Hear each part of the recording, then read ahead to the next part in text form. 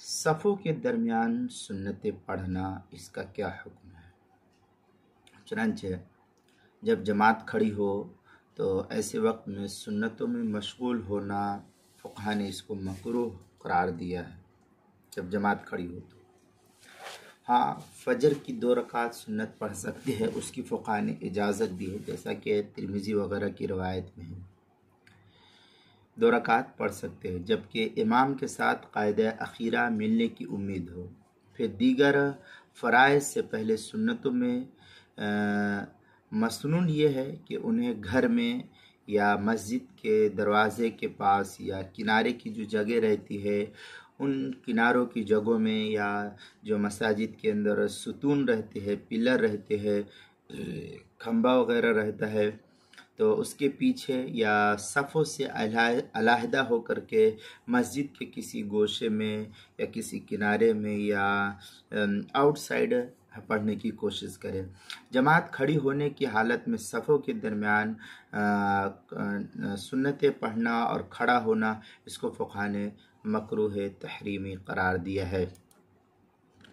چنانچہ اس سلسلے میں جو ہے فتاوی ہند وغیرہ کے اندر ہے، وحکا عن الفقیہ ابو جعفر رحمہ اللہ تعالی انہ قال علی قول ابی حنیفہ و ابی یوسف رحمہ اللہ یصلی رکعت الفجر لأن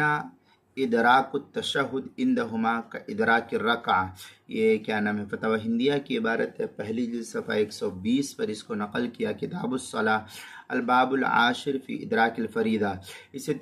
طریقے سے فتاوی تاتارخانیہ جلد نمبر 1 صفحہ نمبر 447 448 کتاب الصلاۃ مسائل التطوع کے تحت جو ہے اس کو نقل کیا، اور تنویر الابصار شامیہ وغیرہ کے اندر ہے